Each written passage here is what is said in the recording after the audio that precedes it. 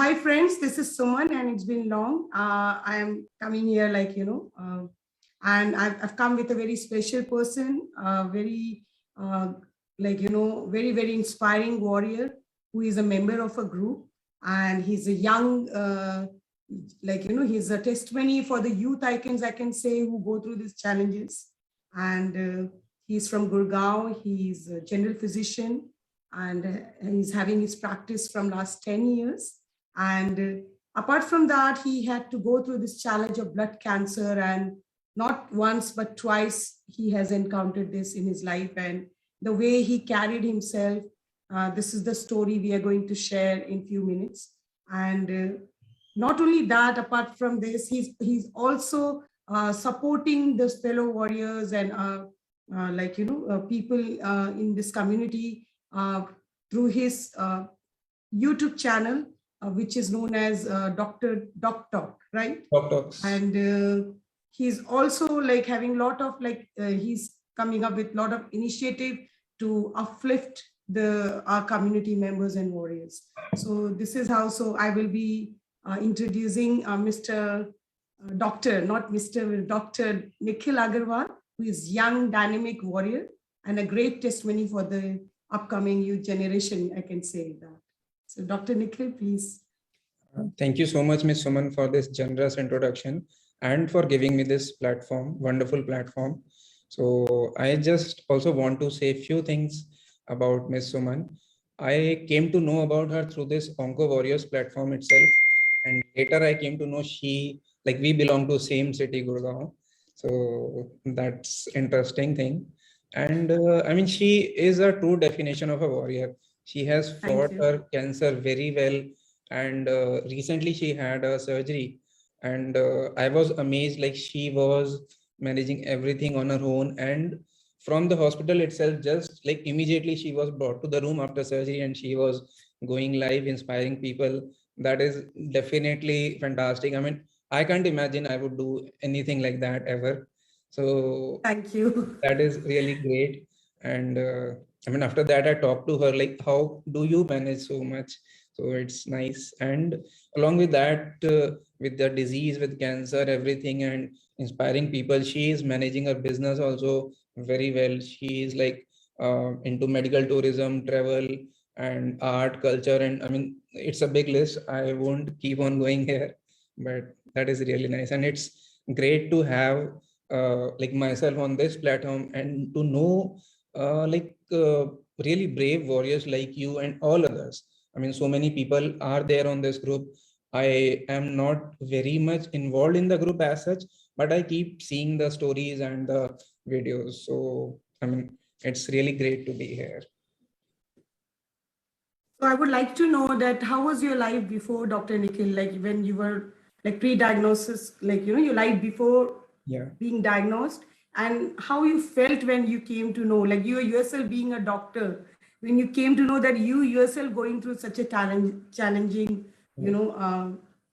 disease, deadly disease, so-called, it is, given the label. So how you felt I will be very honest. My story will be, I guess people will feel it's different. Some will feel that I am just saying it for the sake of saying, but as such, cancer didn't affect me that much as it affects most of the people. So the thing is that my life before cancer was, I would say, as best as I could imagine. I was a very happy, jolly person, lazy person, enjoying myself, my space. I was in medical school, and it was not like I was studying throughout the day, totally into books. I was never like that. I used to be, I mean, of course, we have to be updated. We have to keep studying to go through the medical college.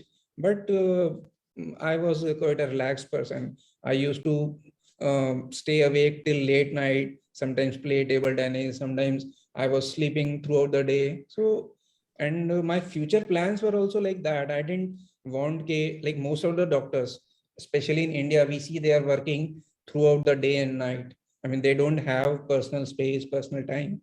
So I never wanted that. I was like, okay, I will work from like 9 to 5, something like that. a job or my clinic, whatever. But after that, I will have my personal time. I love traveling. So it was my plan that I will keep traveling at least once in 2 months. So my plan for life was like that. So just enjoy and do some medical service and everything, and like a lot of health service for poor patients also.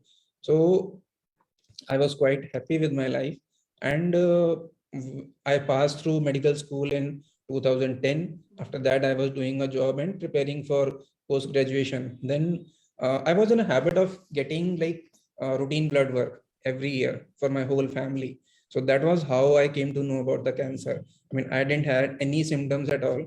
I was again in the best of my times when I got diagnosed. So I just got a routine blood work, and in that I had a huge TLC count. It was above 60,000 and normal is below 10,000. So, and I mean, in MBBS, we don't study too much about oncology. So as such, I didn't know exactly what it is, but I knew, yes, this is the count which happens in blood cancers. So I again got a recheckup at another lab. I got same report. Then I discussed with my senior physician, and he referred to me a great oncologist, hematologist in Medanta Hospital. And I definitely would like to take his name is Dr. Rahul Bhargav. So he again asked me to get the test done at Medanta. And he himself knew what it is, but he told me the next day. And it was a Saturday when I came to know about the blood work. Then Sunday, I got the reports from Medanta, and Dr. Rahul told me, yeah, it is blood cancer, but we will need to do a bone marrow biopsy to confirm it. So it was planned for Monday morning.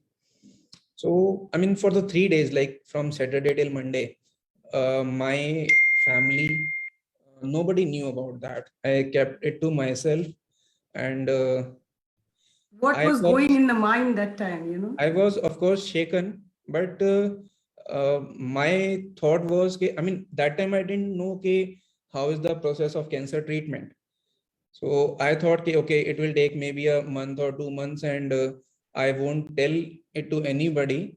And I made up a story at home. I have a conference in Bangalore, and Oh my I will God. be going there for it's a conference come course. So I'll be going there for 2 months, and I even packed my bag and everything.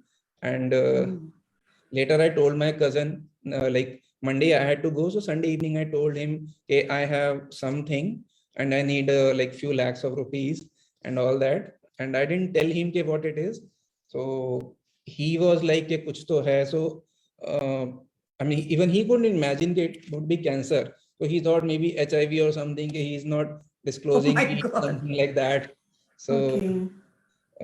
but I didn't tell him. So my plan was like that. So when Monday morning we went Big there, step you were taking. So could you take that step? I would have taken definitely. I was like planned everything. So when Monday we went to the hospital, he was the only person who was with me, and I told him on the way only, "Okay, this is the situation." So that time also, I was of course shocked, but I was fine, I would say.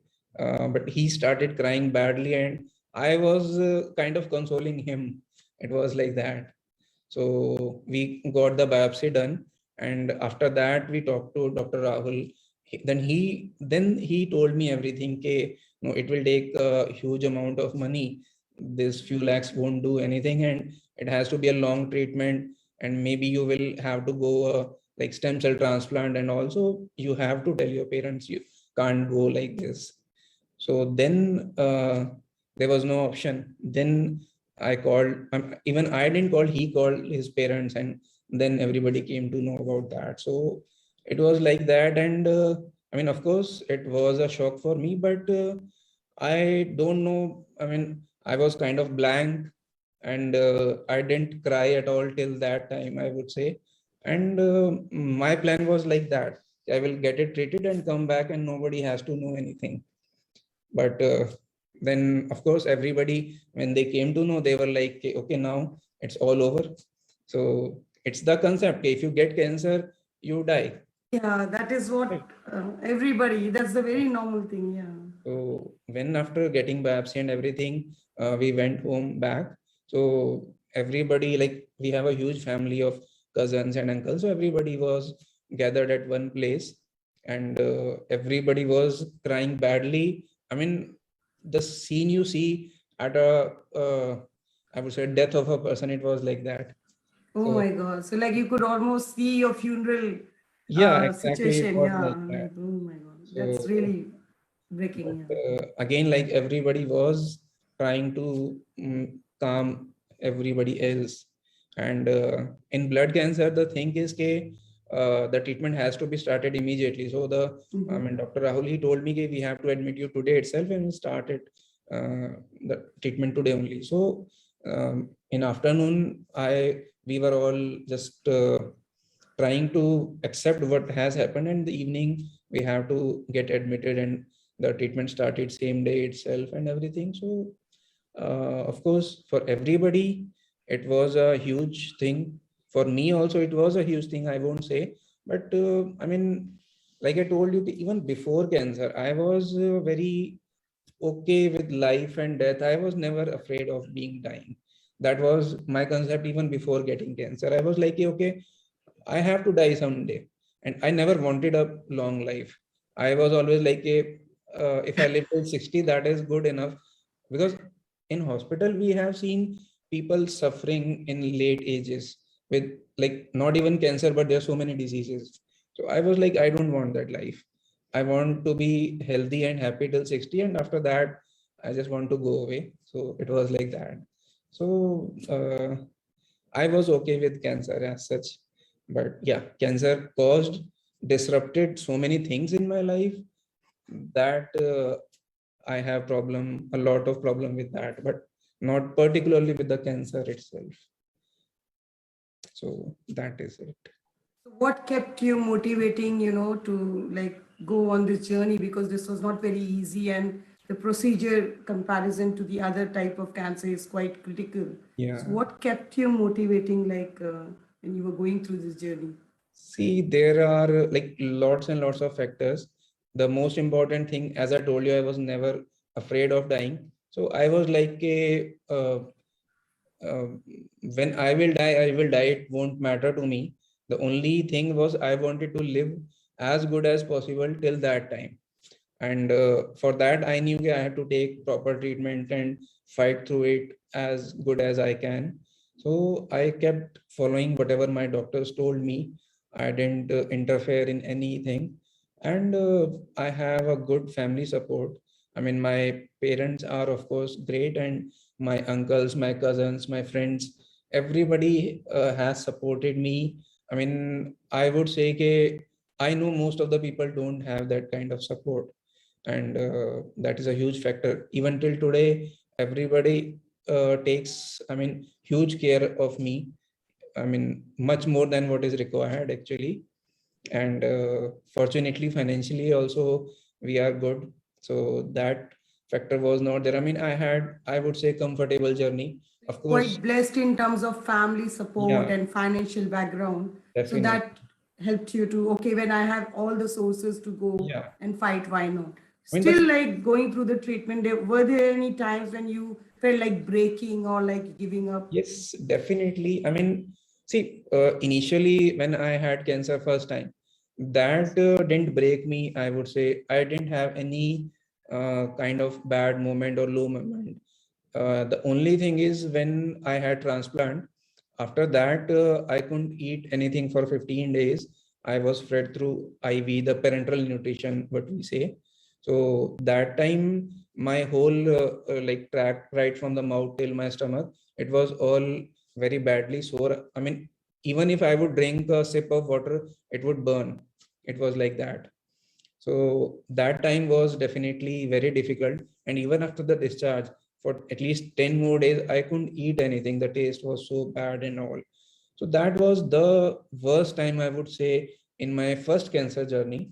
I didn't break as such. I mean, again, as I told, see, being a doctor, my doctors were very like different with me as they are with another patients. So I told them, Was "Ke, it a blessing for you being a doctor? definitely, Yes. definitely. I mean, see, That helped honestly, you to the go through. doctors and nurses, of course, they cared for me better than others.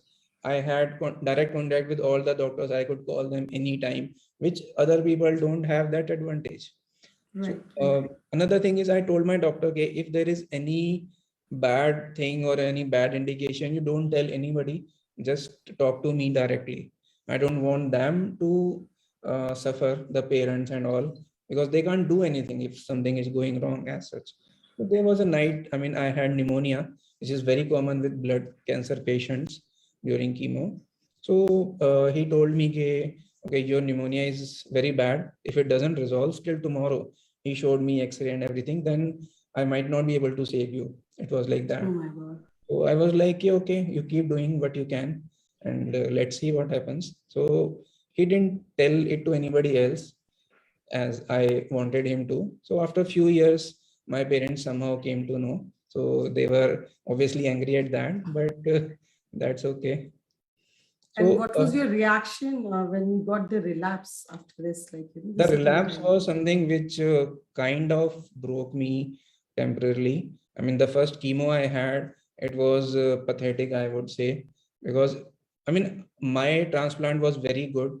After transplant, also things were going very smoothly. It was totally unexpected. I mean, I was like, okay, now I am a warrior. I have won over it, and my life will be smooth back to the normal. But again, even relapse, I didn't have any symptom at all. So it was all a sudden shock.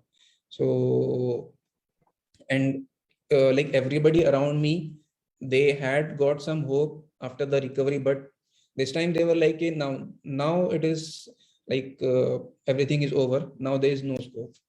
So, and it was my father's birthday the day I got to know about the relapse. So, but yeah, the first chemo I had for the relapse, I was in a very bad condition. I know I couldn't sleep for at least 7 to 10 days at all. So, I mean, there's a lot of detail which I can't go right now, some other time maybe. But after that, so I mean, my most like biggest passion in life is travel. So I was like, now I'm exhausted. I want a trip. So but I planned everything myself, sitting in the hospital. I planned a trip to Pondicherry in a luxury hotel and all. I was like, I don't know, I will serve how long I will survive. I want to go to a 5 star at least once. Before that, I've never went to a 5 star. So I planned a small trip, but I couldn't enjoy because even then I was having fever and all. But so that was it. Then after that, chemo things were again it got better. I had a DLI is a procedure, it's kind of a mini transplant. That was fine. That was not painful or troublesome as such. And again, before DLI, doctor told us to wait for a week for some reason. So it was in Vellore, CMC Vellore. So we were there. So we were like, what we'll do sitting in the hotel. We went to a trip to a nearby place. It's Yelagiri, a small hill station. So all of us are like extremely fond of traveling, and that is the thing we want to do in any situation. So you can say you were bursting out your stress by Right. exploring the place. And yeah, Right. I have observed that you've been a solo traveler and you have visited a lot of places. Definitely would like to know about that part as well. So my again relapse went fine. It was definitely much more troublesome than the first time cancer.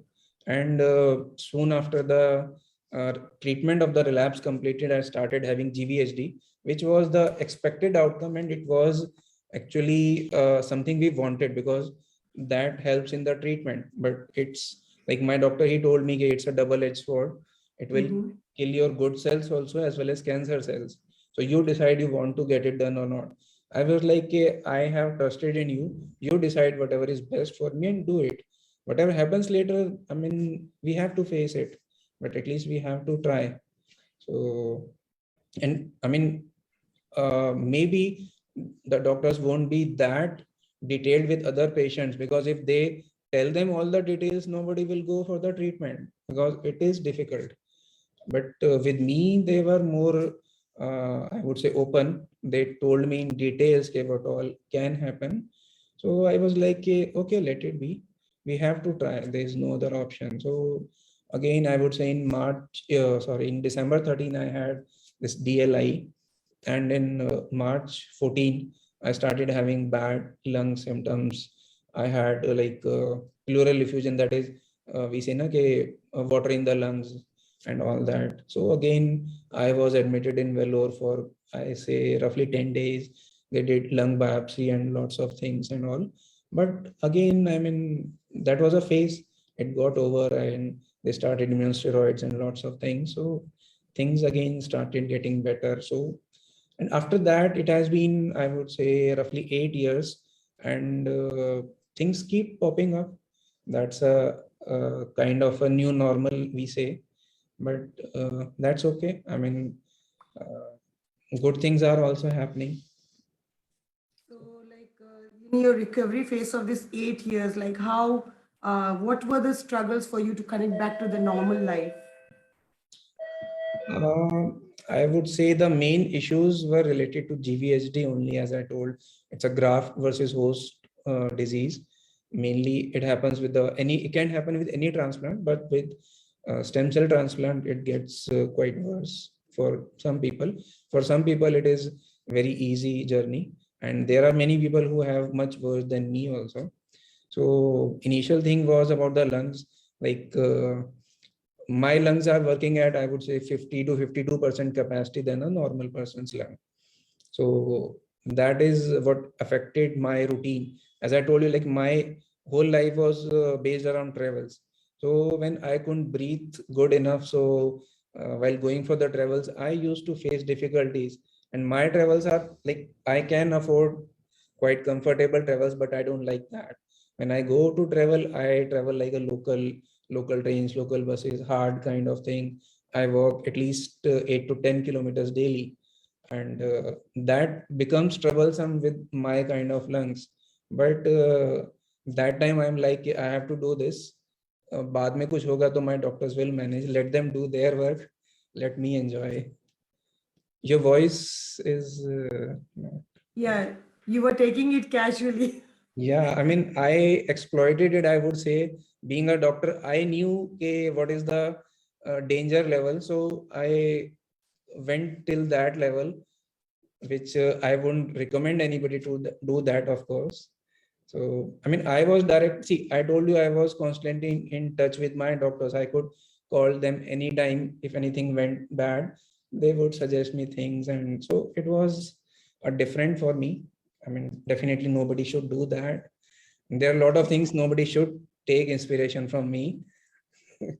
So, but yeah, Like you were quite daring, you, I can say, khatro ke khiladi type. that was the only way I know how to live. I mean, I know even now I can have relapse. I know that is a fact. Again, I can have a relapse. I can have few other cancer, because stem cell transplant makes us vulnerable to few more things. So even I don't know, okay, I have few days to live or few weeks. So my only thing is, okay, as long as I am here, I want to enjoy my way. Like when I started solo travels, nobody at home wanted me. They tried to stop me as much as they could. But I was like, I am going. And for the first travel, when I went for the first time solo trip, it was my father was also supposed to go with me. And I just canceled his tickets without telling him few days back. So it was like that. Otherwise, they wouldn't have let me go alone. So then they didn't have any option. Even then they tried, okay, they were like, okay, you cancel yours also, we will bear the financial loss. But somehow I managed. I was like, no, I have to go. If you let me go, it's okay. Otherwise, some other day I'll just book ticket and go without telling you. So, and my doctor, my physician, Dr. Pramad Goel, he is in Gurgaon itself.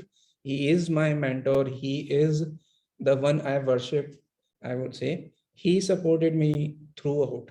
I mean, even now, anything happens, I don't go to my oncologist. I talk to him first.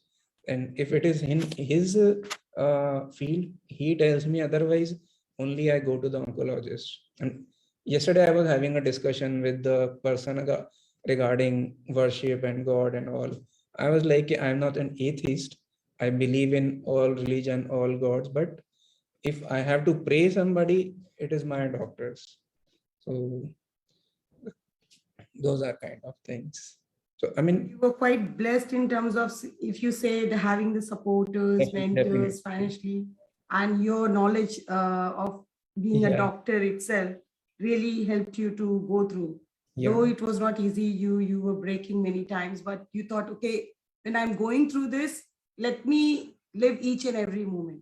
I mean, So things keep like you popping up. enjoyed Like, your travel, yeah. you started exploring as much as you can, and you still believe in that, कि जब तक life है तब तक whatever best I can I mean, explore. as it's a famous dialogue in Rajesh Khanna's movie, जिंदगी, Anand, yeah. तो जिंदगी बड़ी होनी चाहिए, लंबी नहीं. So that is what the, so what message you would like to give, and what learnings out of this entire experience, like you have learned, and what exactly you would like to tell people before we wind up, or like we finish this session, but our journey will be together. This will be the temporary session yeah, for us, but right. in part of the group, our journey will continue. So many more sessions will be looking. So let me know what exactly you would like to share with the members, group members. First thing I would say, कि like I listen to many such conversations, and sometimes people would say, कि no, cancer is nothing, it's okay.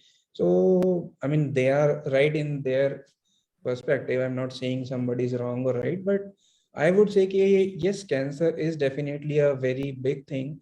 It is I mean, a very difficult journey. For myself also, it was very difficult. Yes, I had a amazing support system, be it finance, be it family support, be it doctors, every way. Still, I had lots of issues. But thing is, we have to fight through it. We should not give up in the beginning itself. I mean, so many people. I mean, I'm in lots of cancer groups. I keep talking to people, and there are all kinds of people. Some are so strong, so strong. I just think, okay, I wish I could be this strong. But some break up easily, and everybody has different factors, different things in their life. So thing is, you have to fight. You should fight. There might be a stage where it becomes too difficult, and there are not much options. That is a different scenario. Then of course you should also know, okay, when to stop fighting. That is a different aspect. But of course, you should not give up in the beginning itself. You should try whatever you can, because the pain, the suffering is most of the time temporary. The phase is very difficult. I mean, my first admission, it was for 30 days when I was diagnosed, and daily I mean, on an average, I would say in 60 days I got poked with needles at least 100 times. So daily there was Imagine sampling, how you must be. lots of things. And but after a few days it was like a routine, and it didn't even hurt. So it was like, okay, you keep on poking as much as you want, but Okay. just make me good, and let me live my life. So, and I mean, even after cancer, as I told you about the GVHD, lungs was one part. I mean, I had to take steroids daily for 4 years. As a doctor, I would hesitate to give steroids to some patient even for 10 days. But I myself took steroids daily for 4 years. I took antibiotics daily for 4 years. My So God. I mean, I had cataract in both of my eyes. It had to be operated. Then the lungs part. Then I mean, I was traveling. The travel was thing which was keeping me good. I had AVN in both the hips. So I had to get one hip operated. The other one has to be operated. It is waiting. So it's not like my journey was easy. It was comfortable. I had the financial support, the luxuries I had. But yes, there were a lot of difficulties. Even today, I walk with a stick. I mean, a lot of people have seen my photographs.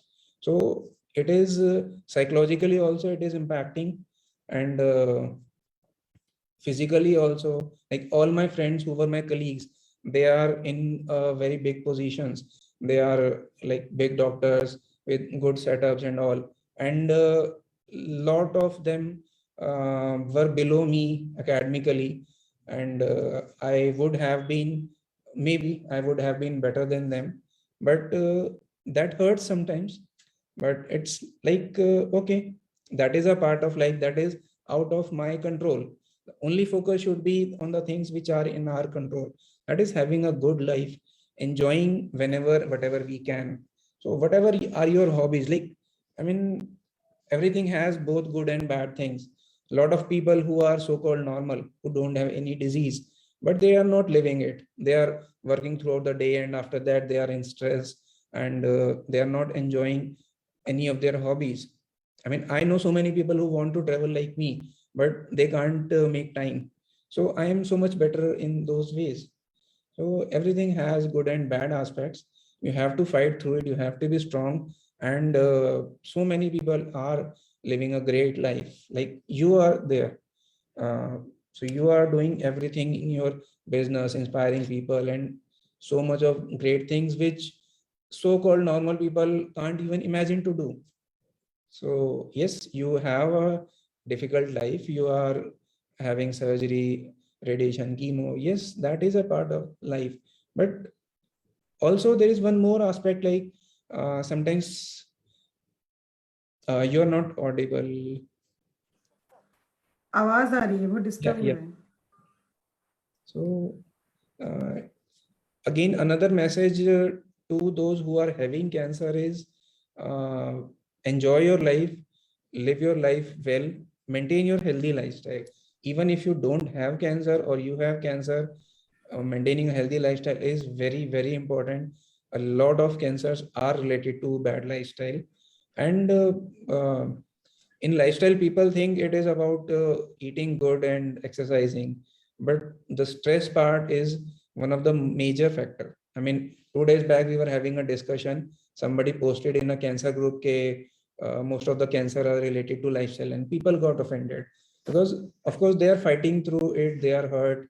They have a difficult life. They thought ke we are being blamed for having a bad lifestyle, and our cancers is due to that. But it is not like that. You are not responsible. But if you maintain a healthy lifestyle, you can have a disease free life. Even if you get disease and your body is strong, your mind is strong, you are at a much better place to fight off the disease. So nowadays stress is the, I would say, biggest factor in lifestyle which people somehow don't address. So that is one thing. And those who don't have cancer, who are fortunate for that, must take a medical insurance, because cancer treatment is very, very expensive. Even a upper middle class person cannot afford it. So everybody must have an insurance, at least basic insurance if you can't afford much. And lastly, for the caregivers, I would say I have seen this everywhere, even in my journey. Caregivers don't take care of themselves. They are like, we have to just take care of the patient, and for ourselves, we can manage later. But that doesn't happen. If you have to take care of a cancer patient, it is a very difficult thing. You have to be physically fit, you have to be fit with your mind, because you will have to make lots of difficult decisions. You have to understand things. Unless you are taking your own care, you won't be able to play that role as good as you want and you can and you should. So of course, take care of the patient, but don't neglect your health. So these are a few things. And again, I mean, we can keep on going for as many hours, but people will get bored, I would say. So Dr. Nikhil, I'll just say that yes, though you have spoken it so smoothly, I know it must be not that easy for you. Sharing and talking about is so easy. Though you say that you had a support, but when you're individually battling with that journey, must be really, really you had to really fight through it emotionally and psychologically and like throughout. So when you go through, as you said, so though like while telling it was so easy that multiple time injecting and surgeries and all, but I know it was a very tough journey which you could just 30 minutes is not enough for us to go through that. But really hats off for your courage and for really utilizing the support and the people who put trust in you and respecting their efforts to take care of you and to make sure that you go through this. So that's really hats off for your journey. And that जो जिंदा दिली बोलते हैं कि no, till I live I will live my life to the fullest, and accepting the pros and cons of the situation and the disease, and willing to go through it and move forward in life. That is really inspiring for the, not only for us but also for the generation like you, young generation who are going through this. So you are a great inspiration, and I look forward that you become a blessing to many more warriors, and as you through your YouTube channel and whatever the initiatives you are doing. So we really wish you a very great future ahead, and I know like you'll be a blessing to many. So thank you so much for your time. And friends, as we have gone through Dr. Nikhil story, and it's not a story, it's a real life journey, I'll say. And the way he has handled his situation and the way he's exploring his life, and he's also have a lot of plans. He's a solo traveler, and he has planned to explore more of the places still, and his plan is on, and that is how he's living his life to the fullest. He's adventurous, I'll say, risk taker, I'll say. So same way, I know life is not very easy when we go through any challenges, uh, be it a disease, be it cancer or any disease, any deadly disease. But we need to, definitely, it's okay to cry, it's okay to vent, it's okay to, what you say, break, but we cannot give up. That is what I'll say. And from the moment we are conceived in our mother's womb, we are fighting for our life. So life and death situation is throughout our life. That is different, that the destiny throws cancer in front of us. It becomes bit tough. It becomes bit tough. So definitely we need to move on. So Dr. Nikhil, you would like to say something on this? Thank you so much for having this session and adding so much value to this. And of course, big thanks to the people who are watching and who will be watching. And two things I want to add. One is like there are a lot of people who are trying to take advantage of cancer patients, who are promising magic cures. They will say, okay, you don't need to take the chemotherapy, it has side effects. We will give you this and that, and your cancer will cure. But that is not the reality. I have explored the things. I have seen people who have taken lots of different treatments, alternate treatments. They are good for some things, but not for the cancer.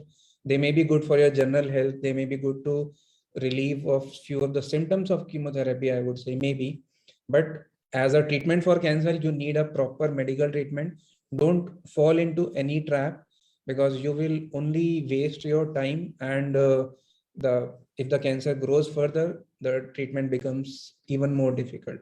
So that is one thing, and I see that happening a lot in these cancer groups. So that is very Thank you important. so much for bringing this point. Yeah. It's a very important point you have brought, Dr. Nikhil. Being a doctor yourself, being a cancer warrior yourself, it's a very important point, which right now is becoming like a virus in our. Yeah, and what they do is they will say we are giving you free treatment, we are not charging. But when you actually see the whole treatment, the medicines, the things, they are charging lakhs and lakhs of rupees, and playing with the lives and playing with the trust of people. So that is really bad. Second thing is, yeah, of course, my journey was not that bad as most of the people I see. And I really try to do something for that. I will keep trying. But yes, I had lots of breakdowns. I had depression so many times. Even I had thoughts of ending my life. I would say it's not I didn't had those moments, but again I knew that is not the option. Uh, I mean, I have to fight through it. I cried many times. I went low many times. Even there was a time I put off all my social media for 2 months. I was in the cancer groups daily, seeing people suffering and things. I was imagining things for myself. So those things keep coming up, but we have to stay strong. And my, again, general physician, Dr. Prabhat, my hematologist, Dr. Rahul, I used to talk to them in those times, and they were very supportive. And I might not have come so far without their help. And in another way also, I mean, for every cancer patient, I mean, of course, the main treatment has to be through the oncologist. but you should always keep in touch with a general physician in your local area, because most of the people are going for the cancer treatment in different cities because it's not available everywhere. So keep a good general physician in your local area who knows about you, who can manage your routine symptoms. Somebody has loose motions or vomiting or anything at all, so they should be in the loop, and your general physician should also be in loop with your oncologist, because it is not easy to get to the oncologist every time for small things. So that will help you a lot. Thank you so much. And I'll keep bringing the story. And I look forward many of you to come forward and join our hands, volunteer, share your story, and be a part of this support group. Let's fight, guys. Let's fight. Let's shake the world. And let's show it that, yes, we can make a difference in this society and this community. And we are not aliens. Why do non-cancers have all the fun? We can also have the fun. So thank you, guys, and see you soon. Bye. Thank you.